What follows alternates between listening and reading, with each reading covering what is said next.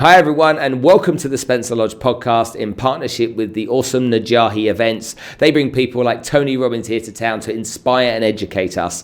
Check out the events coming up with Najahi in 2020 by going to their Instagram page, Najahi Events. Okay, don't miss it. Really, it is important that you go check it out. Today on the episode of the Spencer Lodge podcast, we have an awesome and incredible and inspiring guest.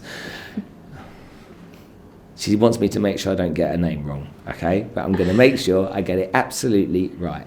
Pegah Ghaemi. Did I get it right? Very nice. Get in. You know, Very sometimes. Very good. We'll be understanding an awful lot about her background, her history, her movie making, and really inspiring stories that she's had through being a movie. Is it movie maker? Does that sound right? You could say filmmaker. Your daughter's a filmmaker. Filmmaker. Yeah. My American audience might need to see it. Anyway, anyway, let's cut this all out. Cue the music. Let's get on with it.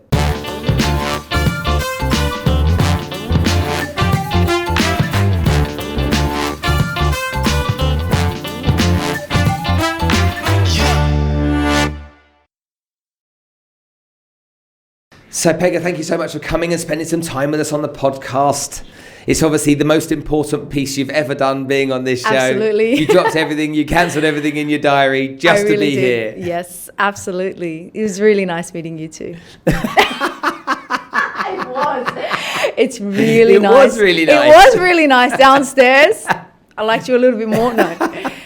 It's really nice to be here. Thanks for having me. Well, thanks for coming on the show. First of all, there'll be people out there that will know you well, and there'll be people out there that don't know you. And in my audience, I always like my guests to introduce themselves and give us a couple of minutes of your background so that everyone can get a real good understanding of who you are, where you came from, and why you do what you do. So the stage is now yours. And I know you've been trained as an actor, so the stage is now yours. Tell my audience all about yourself. Okay, so I guess if I was to tell anyone about myself, I would start with my love of stories. And I started telling stories and writing stories at a very young age because there were just things that you can't talk about. There are feelings and situations and emotions that don't make sense unless it's told in a visual way. So when I was a kid, not long ago, you have access to pen and paper. So I started writing. I didn't know what else to do. I can't draw to save my life. I could play music, but that still didn't. So I started telling stories. And then this love of stories then led me to theatre, film. And the first thing I started to do was acting because it was the easiest way for me to express myself at that time. I didn't understand cameras and lights, and I had no one in the film industry. So I started acting. And then soon after, I realized I wanted to be a filmmaker. So I started applying for extra roles, being an extra on sets, not the lead character, because I wanted to learn. And my agent was like, "You're crazy. We've got all these auditions lined up for you and all of this." And I was like, I really just want to see how the mechanics of filmmaking work. So I just want to get paid, but sit there and watch. And then, I became this fly on the wall. And it was beautiful. I loved it. I loved every minute of it because I just watched the way that people interact, this clockwork, the way that films and productions come together. So then from that, I decided, right, it's about time I made my first film. Like you do. Like you do. And I wrote, directed, produced, and acted in my first film.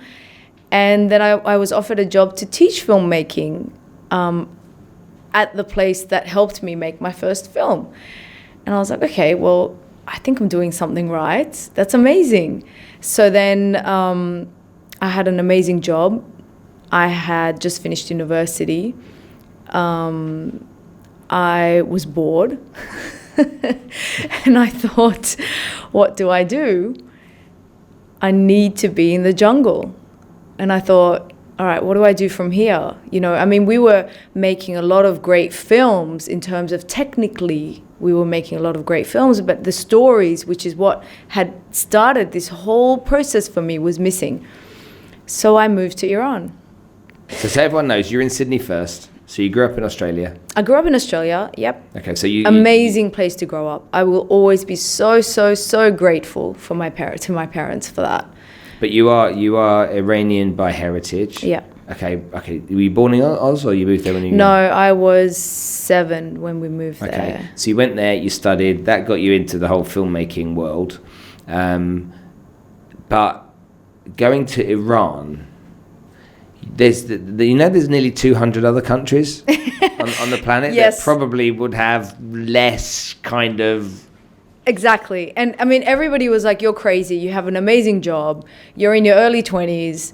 Why are you don't even know how to read and write. And I didn't know how to read and write. Farsi. I didn't know how to read and write Farsi. Okay, you could read and write. I can read and write English.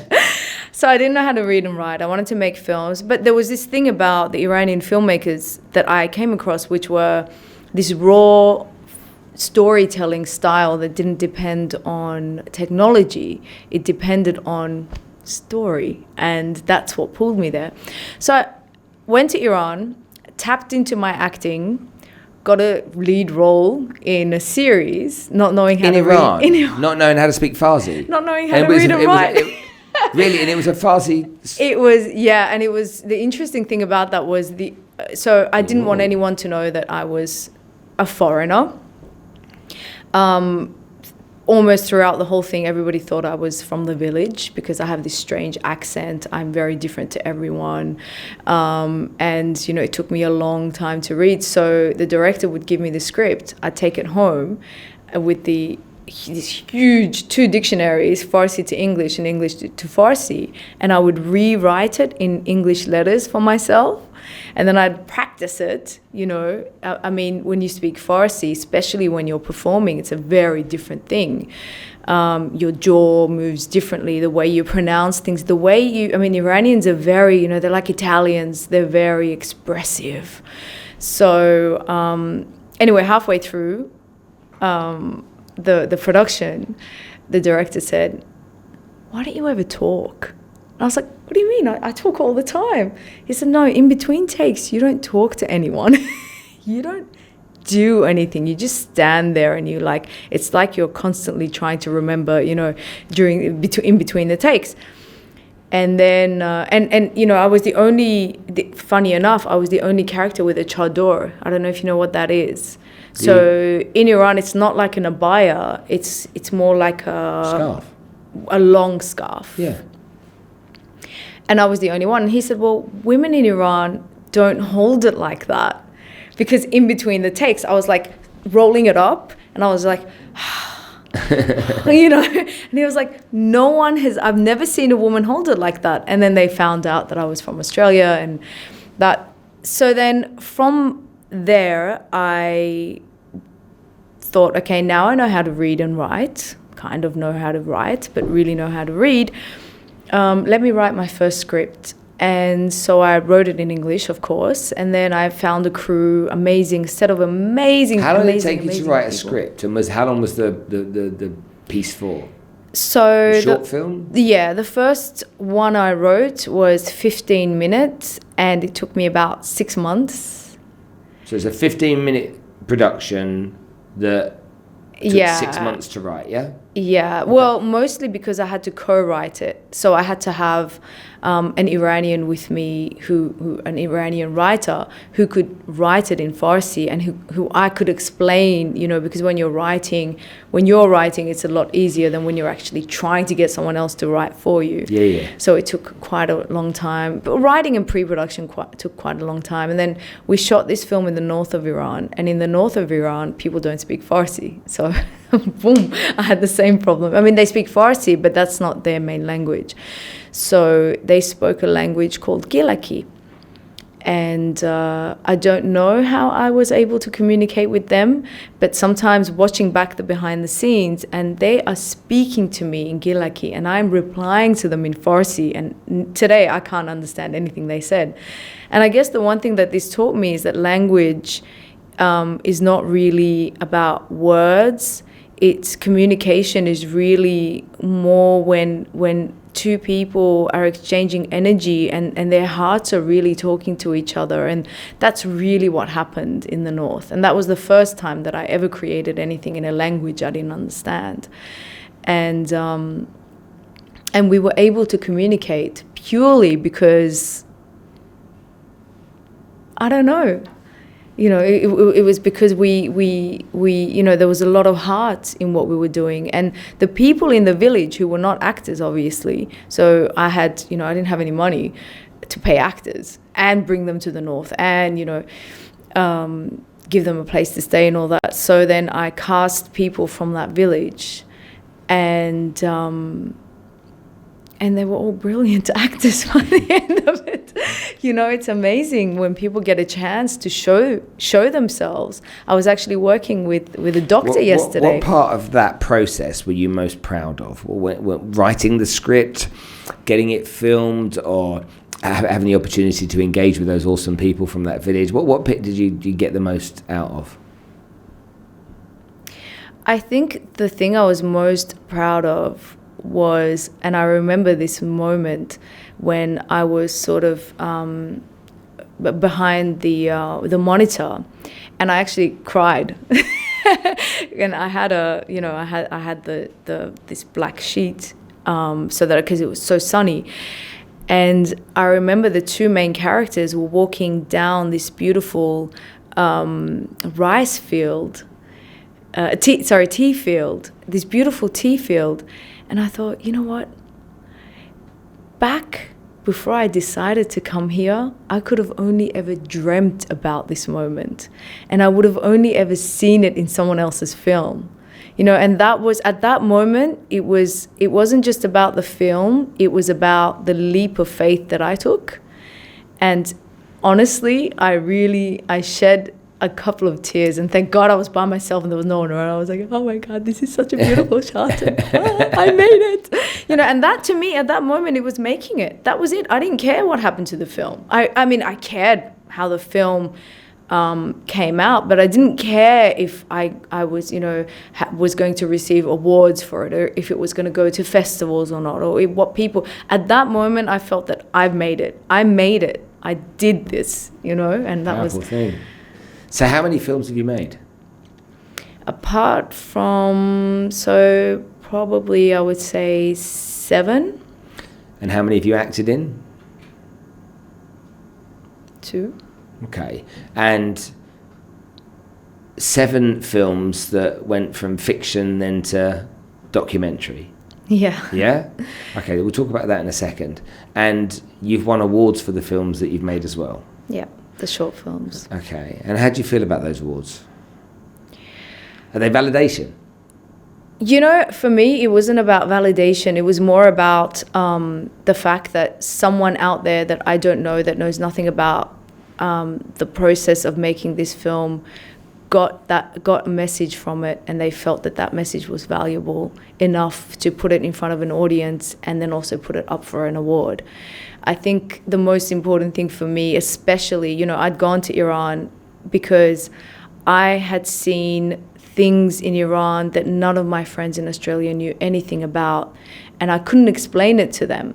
So when I decided to shoot in the North, it looked like country Australia. And my friends who saw this were like, what? This is green. This place is beautiful. That's not Iran.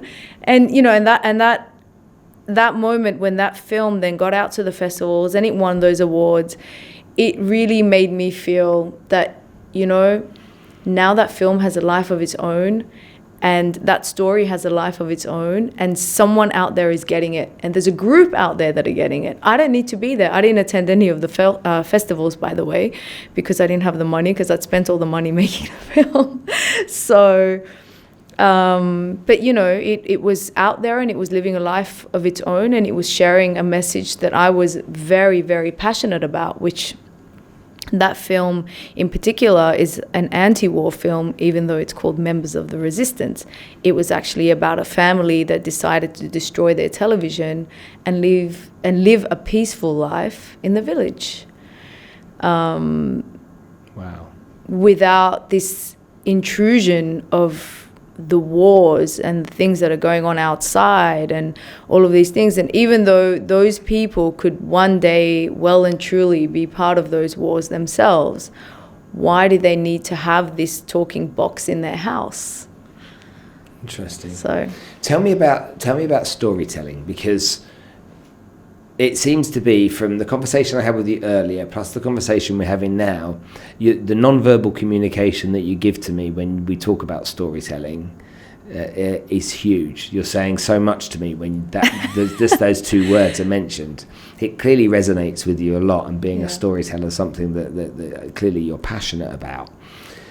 Do you regard yourself as a director or producer, or do you look at yourself and say, I'm a storyteller, I'm just able to put that onto... 100% a storyteller. And that's actually, I told you I started my own creative not production company, my own creative film house. Yeah. And the tagline is, let me tell you a story. It's not Pegah, production house, Dubai, DXB, da da da. It is, let me tell you a story, because that is exactly what I'm passionate about. And I think that we live through stories. We have stories in our heads. We have stories, between us right now. We are telling a story together. Mm-hmm. There are probably multiple stories in this room. Everything about everything in this room tells a story, from why you chose this mic, to why we have that glass of water and not plastic bottles there, to why I'm wearing a yellow jacket today. Yeah, right. It's all got that. So I mean, and we grew up with stories, because when you take stories though, and you've gone from fiction to non-fiction, they're very different kinds of stories, aren't they? Yeah. You're the expert here, so if I get any of this wrong, just say that's wrong. But that's wrong. the fiction, you're creating the story. In the non-fiction, you're essentially telling somebody else's story. You're surrendering to it. I think that in both cases, you're surrendering to the story.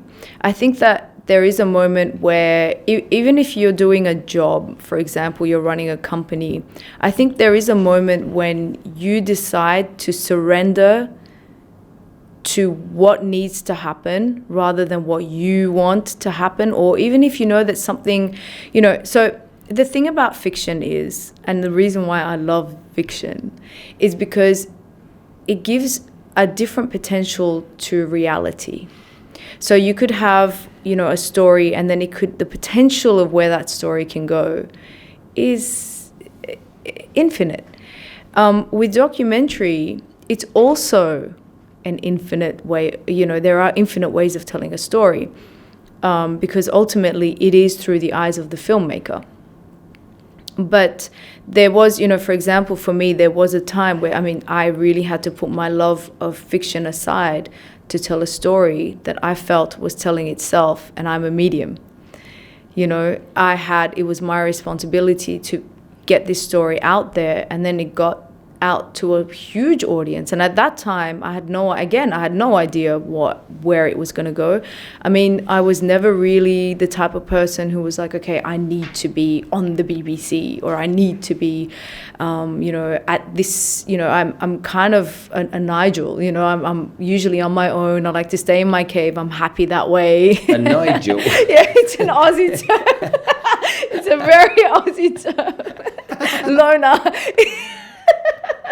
It's an Aussie way of saying loner. I haven't said that word. You have no idea how much that resonates with me. There'll be people listening to this right now that will know exactly what that means.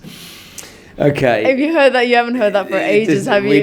We know somebody that is one, but anyway. Oh, okay. Well, yeah, exactly. Their name's Nigel. Oh, and is he a Nigel? Yeah. Is he a Nigel? Cut. Picture of Nigel. Flashback.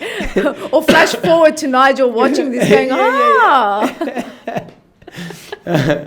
Hilarious. So, yeah. So I guess, what you were saying earlier was a story about your friend, and you were saying that, it was just this thought that she had and this feeling of she felt responsible for something. Oh, Maria Conceição, yeah.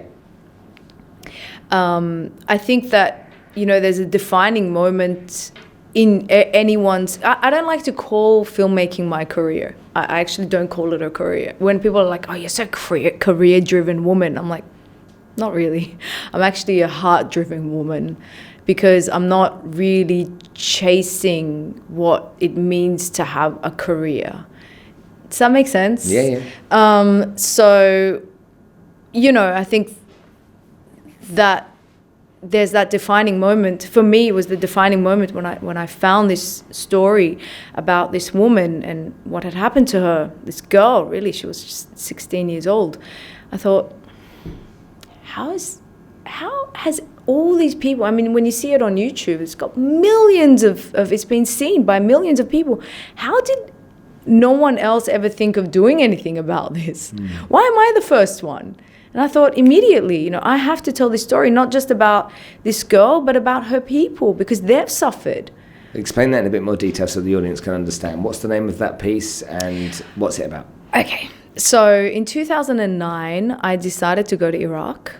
Is that how you want me to tell the story? Yeah. You can change the story if you want. Where would you like me to start the story?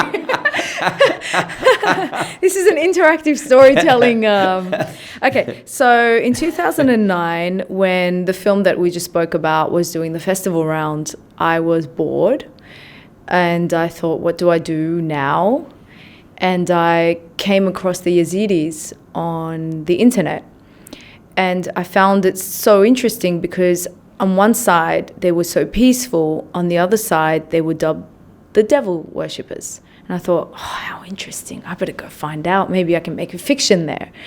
So then 2 weeks later, I was in Iraq and Kurdistan, Iraq, and I was amongst these people. And just being amongst them was a story in itself. I felt I've never made a documentary in my life. I wasn't even interested in documentaries.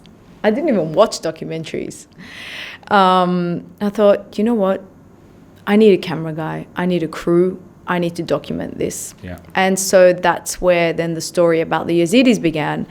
And then I stumbled upon the story of this girl who'd been killed by her people. And then How old was she?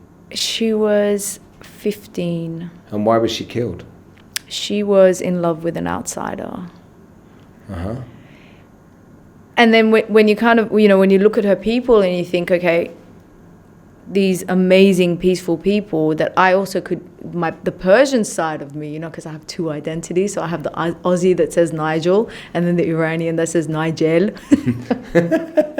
But I'm just saying, then the Iranian side of me, the Persian side of me, the Zoroastrian side of me, really, their religion is very similar to Zoroastrianism. So I thought, how can these people kill their own like that? She wasn't a monster. I mean, you could have just slit her throat. You didn't need 1,000 men out on the street to kill this one girl. What does this mean?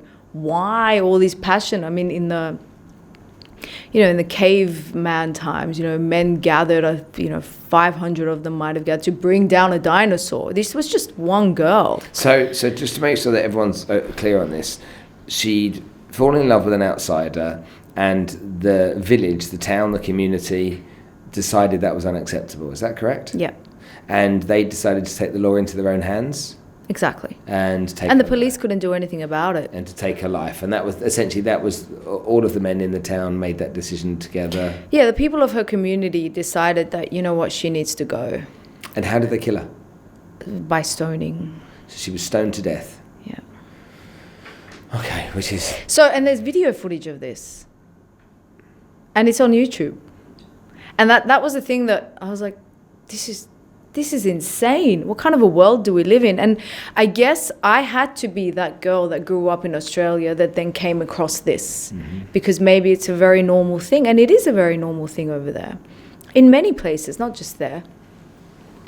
So then this story then really... How hard was it to tell that story, though, as you were... Oh, very. It must have been incredibly emotional. Very, very, very, very. Yeah, I mean, making a film is difficult. Yeah. Making a film like this is just torture.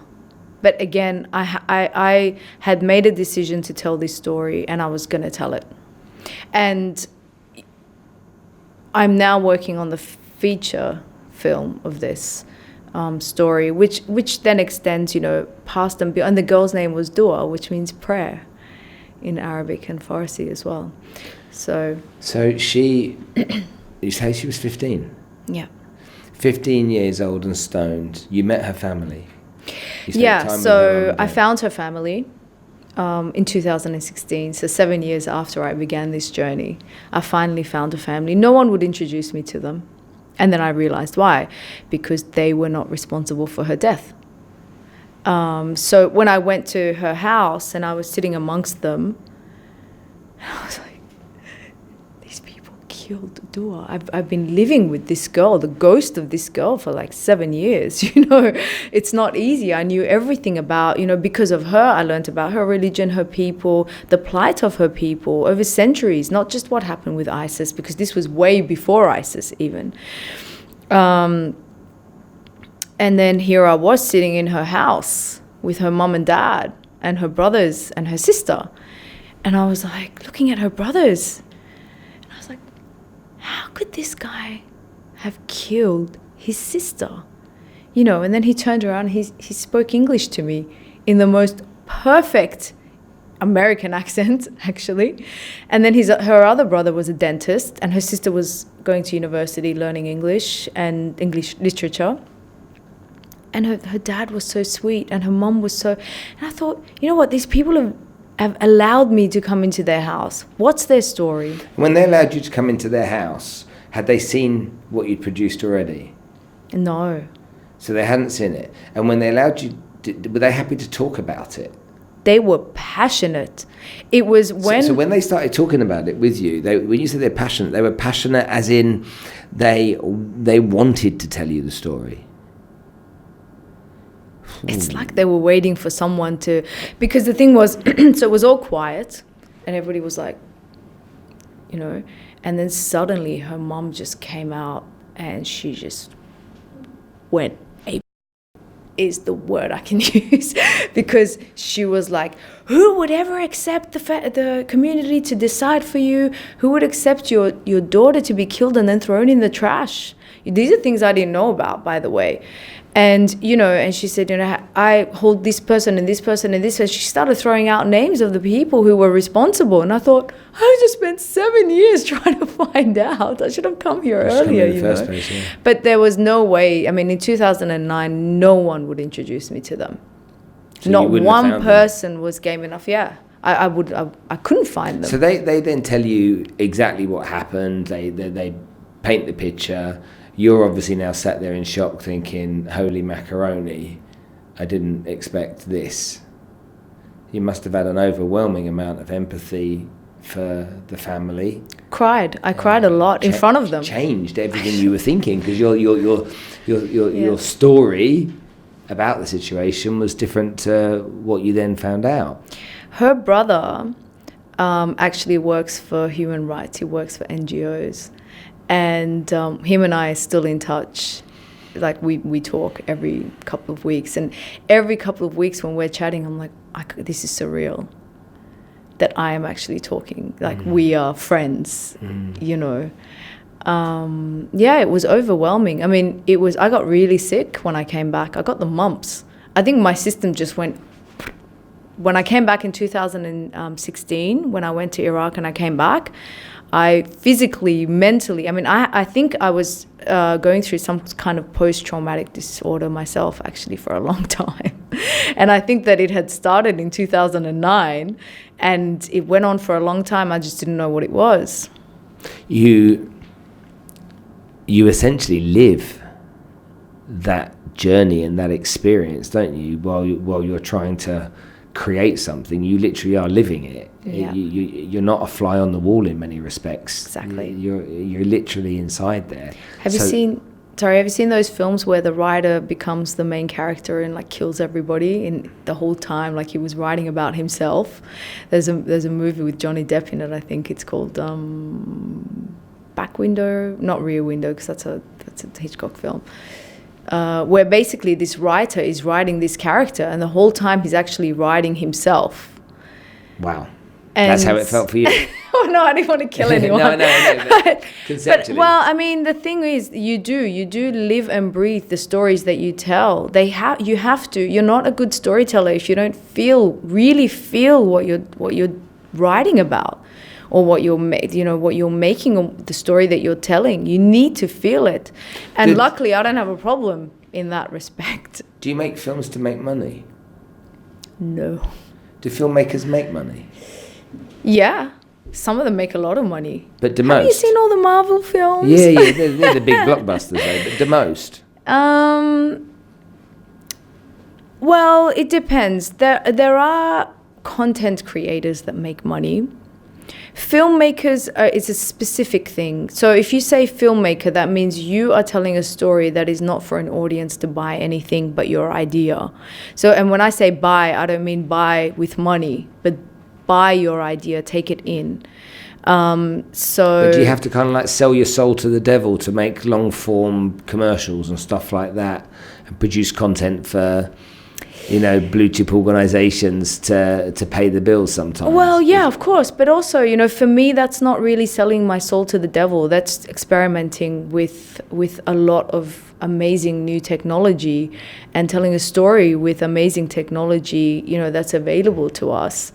And, understanding a different side of filmmaking. Yeah, but if you produce something for, I don't know, Coca-Cola, and you do it with your heart and soul based around the parameters they've given you, and then you give it to them and they go, nah. And that has happened. Has it? Oh, of course. That's not right. I mean, being a filmmaker like I am, kind of, a heart maker, whatever it is I said earlier. Absolutely. I mean, I put my heart and soul into, but, as you mature, you go, okay, well, this piece only deserves this much of my heart. I can't give it all of my heart. And this piece then can have a bigger part of my emotional attachment to it. But I think no matter what you do, you need to have an emotional attachment, because you know what? I have experienced failure when I didn't do that. And this was recent. And I realized that was when I sold my soul to the devil in that sense. And I failed because that's not who I am. There's a lot of rejection that actors face on a regular basis if they're going for lots of auditions. Yeah. Being a filmmaker, do you decide yourself what you're going to create and when, and you just have to work out how you're going to raise the finance to do it, and the rejection you deal with essentially is people going yeah but not actually doing anything? Is that the world of rejection that you live in as a filmmaker? Yeah, and the rejection really is it affects you in every way, because if you've decided to get a project up, you really have to give it everything you've got. That means time and money. It just doesn't mean your heart. It physically means you have to spend a lot of time.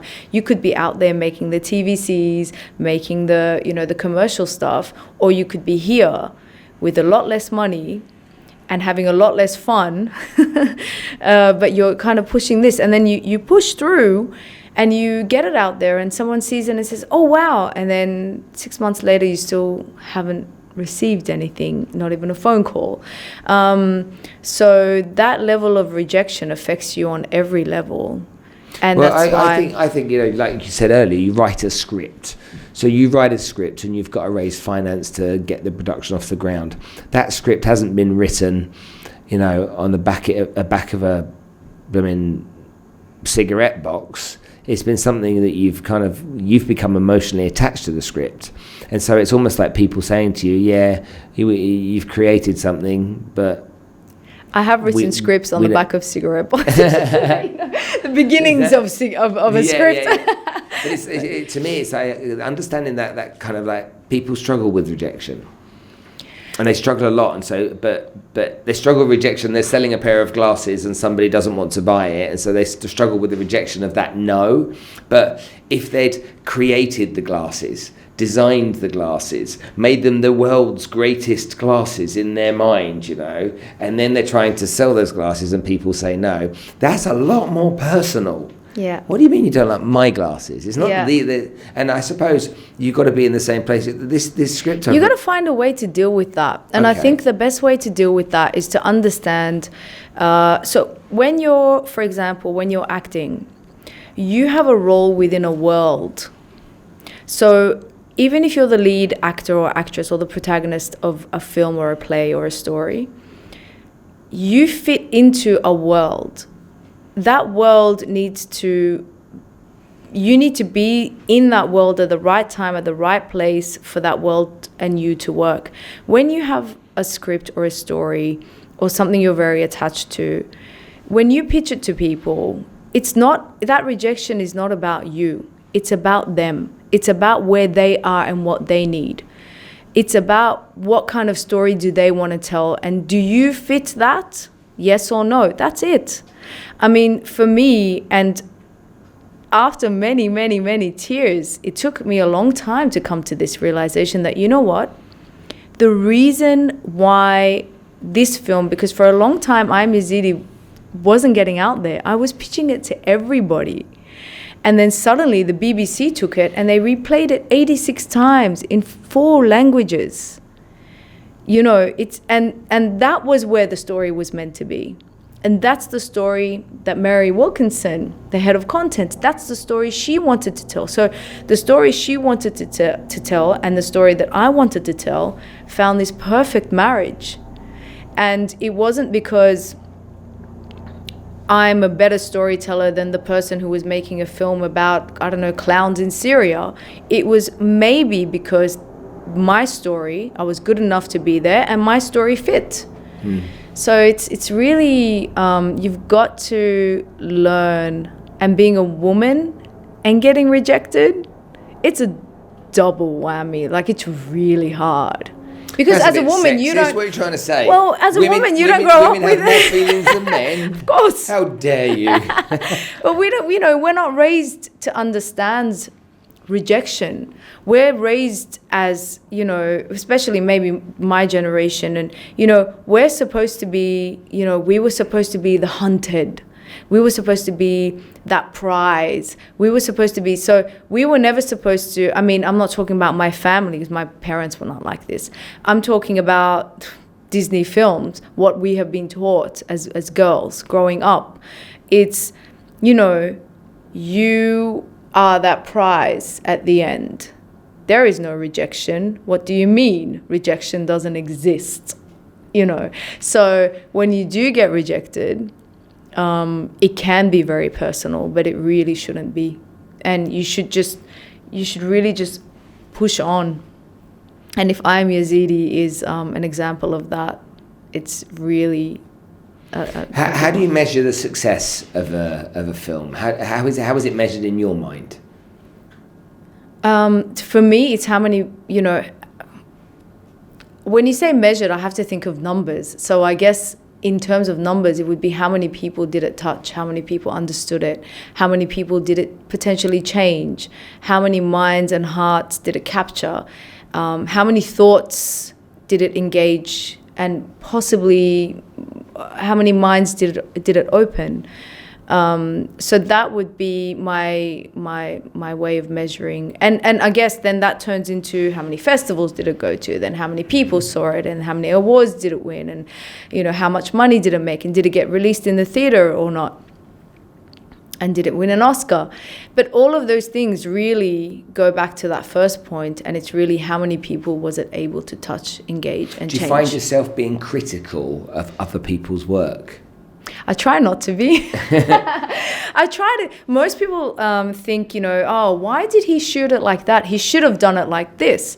I always try and think, okay, why did he or she shoot this scene in that way? That I want to understand their choices. I want to understand the message they wanted to give. And immediately, you can tell the difference between a well-made film. You don't have to be a filmmaker to understand, you know, and like I said, we are born and raised with stories. So we understand the mechanics of a good story before we really understand that we're understanding. We're not conscious of that. Mm-hmm. So What's your ambition? Where do you want to go? Do you think you've reached your place, or do you think that there's a long way for you to go? I mean, what is it? I don't feel like I've reached where I want to reach. Definitely not. But you've been really successful. You're so. a multi-award-winning filmmaker. You know, I know we. There's that word. Okay, you've had your movies at festivals. Okay, yeah. You've got huge respect and admiration for the work that you do from respected organisations like the BBC, like you've mentioned. So, whatever you might want to think and play down and have that old kind of like, I've not got anywhere yet. You've done really, really, really well. Thank you. So, but what do you really want to achieve? What's your ambition? I think it's a very good question because it's something I haven't thought about for a long time. I think my ambition is to be able to tell a story on a mass scale. That means it can come in many forms. It can be in a cinema, it can be a play in a market, it can be, but I want to be able to tell a story that's going to open people's minds and help them understand the other. And I think the other what? The other person, the other religion, the other get it. Gender, the other, because I think that we all have a fear of the other, which turns into hate. And I think right now we are suffering. The world is suffering because of this. And I see it within my own people, whether it's Australians or Iranians. We have this ignorance, and I really want to make a film that is going to help people see a side of themselves that they haven't dared to yet. That's my ambition. Wow. I don't know if that's what you were looking for, but that's what it is. That sounds epic. Tell me about stuff that you've got in the works you're about to make or you've started making. What have you got? Okay. What can we look forward to seeing? So, Give me the scoop on everything and don't hold anything back because I want everyone in the audience to know that you gave us the scoop here on the show. Well, I don't know. There's some of it I can't really talk about just yet. Yeah, you can. No, I can't. Okay, so there's a reality show that's being created right now. And is that the one you asked me to audition for? Yeah. Okay, right. Okay, got it. You did really well in the audition, by the way. So there's a reality show. It is based around cooking, but it's not about cooking. It's about people and cultures. And what's the word I'm looking for? It's really about tolerance and how much we are able to tolerate each other in a place like a kitchen, which is my kitchen. It's my food. You will not, So it's really like about territories and identities. And so I turned a very commercial thing into a very philosophical one. And so that's one thing that I'm working on. I'm doing something for Formula One. So that's another thing I'm working on. What are you doing for Formula One? What am I doing? I'm telling the story of Formula One to the audience. I can't say too much. That's the thing. Why not? It's my thing. Formula One's my passion. Oh, is it? Yeah. Can you? Okay, Nico Rosberg's coming on the show in a couple of weeks' time. Oh, wow. Yeah. Well, there you go. I might meet him before you. Karen, who works for me in Germany, her husband just accepted a job a couple of months ago and works with Nico now. So, okay, fine. You beat me there. Okay, fine. You win. Yeah. Anyway, tell me. I want to know everything about that right now. This minute. I have to see what I can say. We'll delete so the I'll scenes. be covering. We'll delete this from the podcast. Maybe, possibly. Possibly. No, you won't. Look at that smile. No, of course not. She's even shaking her head. Oh my God. Okay, well, I could be telling the story of Formula One to an audience that are not don't know Formula One, and I'm the perfect person to tell that story because I know nothing about Formula One, really. No, it's not. How dare you? Well, now I know it's not. Now I know it's not, because I've been doing my research and I'm like, this is really interesting. Oh my God, the tires, the weight of the driver, all of these things that play this, so it's really interesting. So I guess in my field, I do get to learn about a lot of other things. Like for a while, I was really an expert on steel because I was telling a story about this steel company. So that's the other thing I'm working on. I'm also doing a couple of things for On DXB, which is... Did she tell us enough about the Formula One then? Didn't she give us away? I think it was more. I think it was too much. I think it was more than enough. I think it was more than enough. I wanted more. Okay, what do you want to know? No, it's okay. Okay, good. So for On DXB, I've got a showcase, and it's called Let Me Tell You a Story. And myself and the audience in those 45 minutes put together a story. And we have a storyboard artist and a musician on stage with me who will, the storyboard artist will draw the story and the musician will then add, sound effects, boing. We don't know where the story is going to go. We have no... He creates sound effects to tell the story or to add to Well, the story. I'm telling the story. Okay.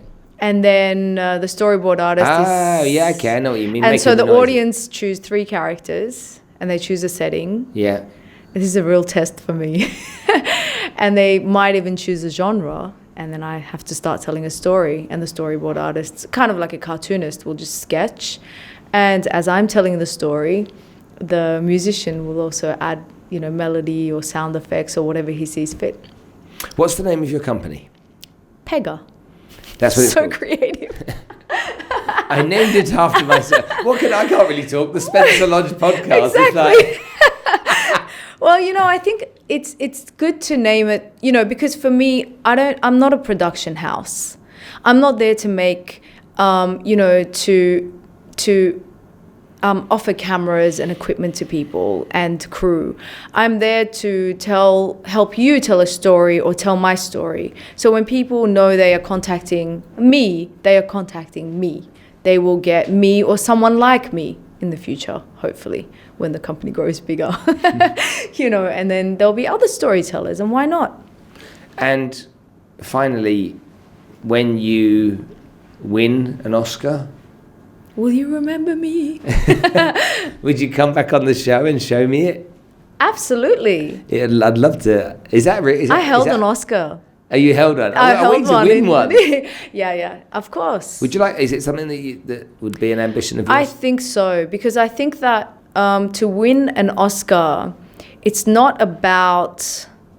As I said, it's not about that trophy, because that trophy, really what it means is a lot of people saw it, a lot of people felt it, and a lot of people changed or didn't change. We're impacted. You were able to, maybe you were able to tell a story that people feel but didn't know how to tell. Or, when I first watched Lord of the Rings, I remember sitting in the library and reading it at like 12. And I was like, this is exactly how I imagined that. This is a perfect way to tell this story. And I felt fulfilled. I didn't make the film, but I felt fulfilled, So to win an Oscar, that's what it would mean to me. That's very cool. Thanks. Cool person. Have you enjoyed being on the show? Yes. Is this it, or do you want to know more? I think we're done for now. Okay, all right then. But if you'd like to come on and tell us more, what I'd like to do, if it's possible with you, I'd like to get out of here and come out on set with you and spend some time on set with you where you can talk through what you're doing and we can make some interesting content around a day in the life of what you do so that our audience can learn better. Would that be okay? Yeah, absolutely. Would we go do that? Yeah, that'll be fun. Well, yeah. That'll be really fun. And I think that the Let Me Tell You a Story thing is really the way that a story starts coming to me when I first write it. So if I can find you footage of that when you do this, I can give you that as well. Pegah, thank you so much for coming on the show. I really Thank appreciate you your time me. coming over to see me in the pouring rain of Dubai today. Yeah, it was just beautiful today. Beautiful to me. There we go.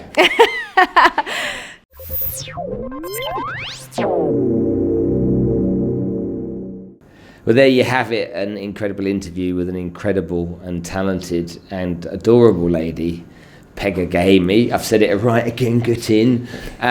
Look, lots of the content that I produce, you will look at and think about the inspiring story, but then you have to look a bit deeper really and understand what kind of stories are out there and where you can take value from these types of information. And today, getting Pegah on the show has given me the opportunity to learn more about an industry, but also more about some of the journeys that she's been on that most of us won't have gone on. Most of us won't really be able to identify with. And we've all seen stuff out there where there's been people that have gone through challenging experiences in their life, or people have faced ridicule or shock and horror.